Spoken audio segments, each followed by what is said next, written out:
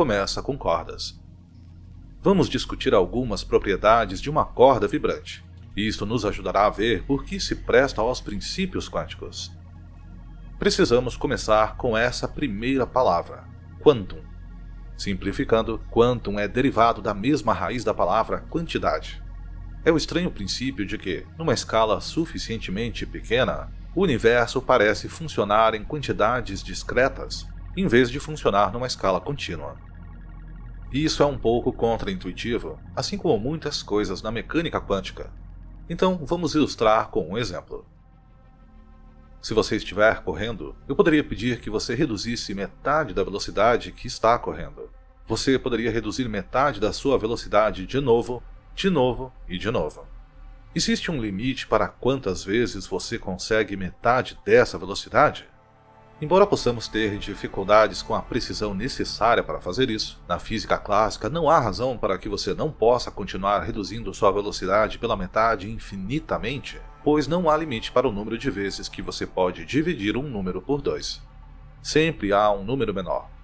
No mundo quântico, não é bem assim.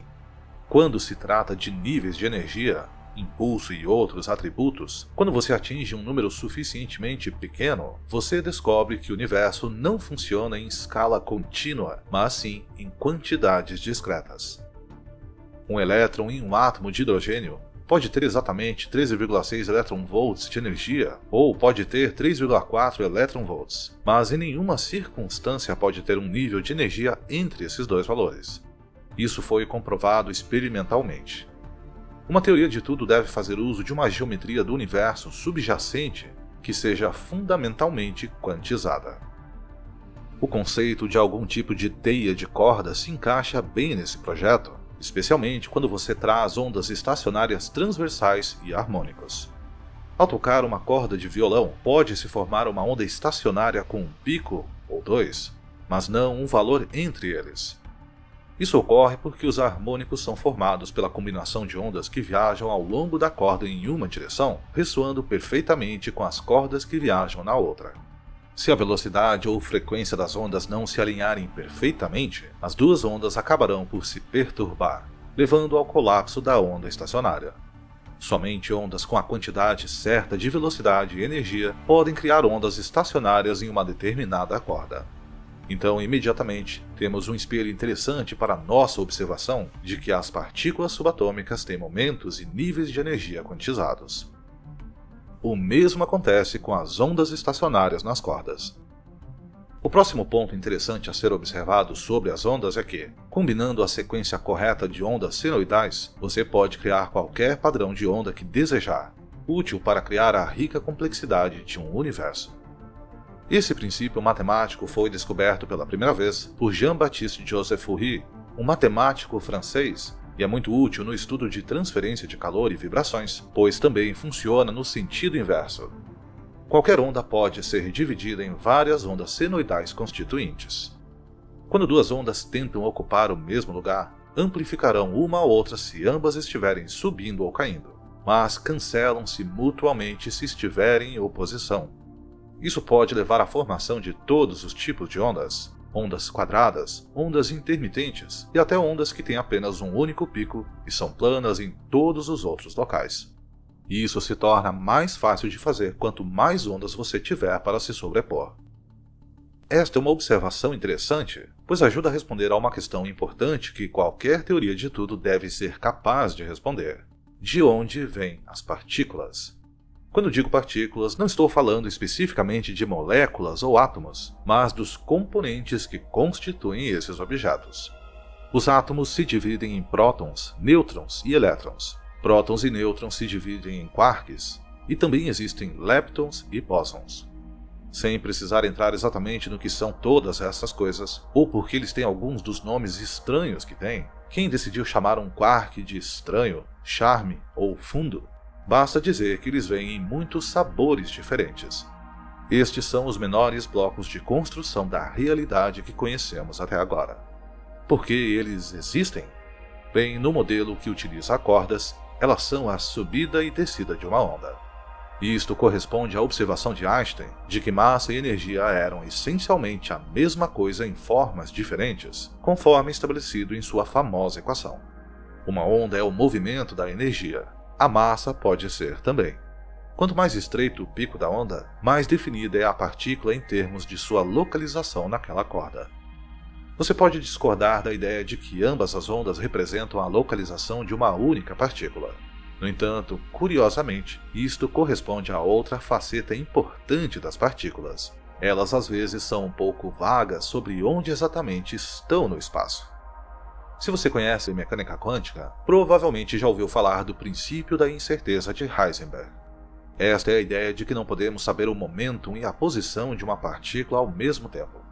Podemos obter uma aproximação decente em grandes escalas. É fácil ver onde você está e para onde você está indo, mas em níveis suficientemente pequenos, isto torna-se impossível de fazer. Quanto mais precisamente soubermos onde está um fóton, menos informações teremos sobre seu momento, e vice-versa. Isto não é apenas porque temos técnicas falhas para observá-los, esta é aparentemente uma verdade fundamental. Contudo, se pensarmos que as partículas são a soma de muitas ondas sobrepostas, isto de repente faz muito mais sentido. Dê uma olhada nesta onda.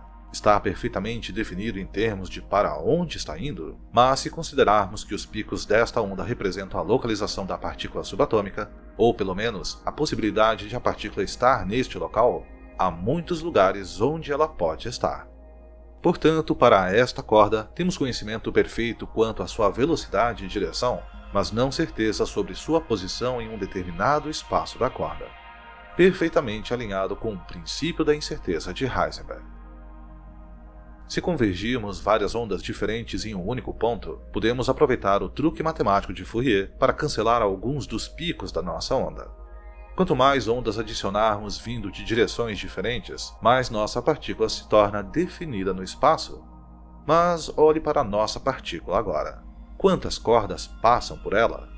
Cada uma delas é uma linha vetorial separada, representando o momento em uma direção diferente. Já não é tão possível determinar para onde esta partícula seguirá, pois existem várias opções que podem ser verdadeiras. Fixar perfeitamente uma partícula em termos de sua localização exigiria linhas vetoriais que poderiam levar a qualquer lugar. Isso está começando a chegar a um território onde você precisa de informações de todo o universo antes que uma única partícula possa ser verdadeiramente resolvida em termos de sua localização no espaço e no tempo, o que pode causar uma boa dor de cabeça. Talvez o universo se contente com aproximações na maior parte do tempo, até que alguém olhe mais de perto. Para este modelo, devemos descartar o nosso conceito de partícula como um objeto localizado, mas em vez disso, defini-los como a convergência de diferentes ondas, juntando-se em um único ponto e depois divergindo novamente. Essa divergência não parece certa para nós. Ficamos desconfortáveis com a ideia de que nossas partículas só estão realmente lá num determinado momento e se dissipam depois. No entanto, aqueles que estão familiarizados com o experimento da dupla fenda, que abordei em um vídeo anterior, reconhecerão que esta é uma combinação estranha com outro resultado experimental estranho.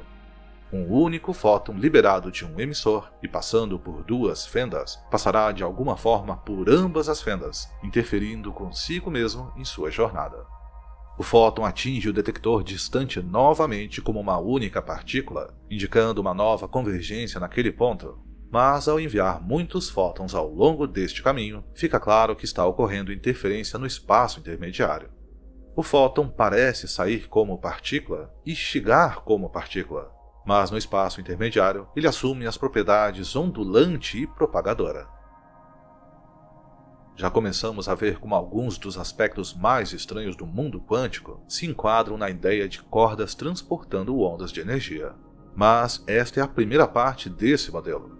Para realmente ver como tal teoria se adapta ao universo que nos rodeia, precisamos explorar o movimento das partículas ao longo do tempo e do espaço.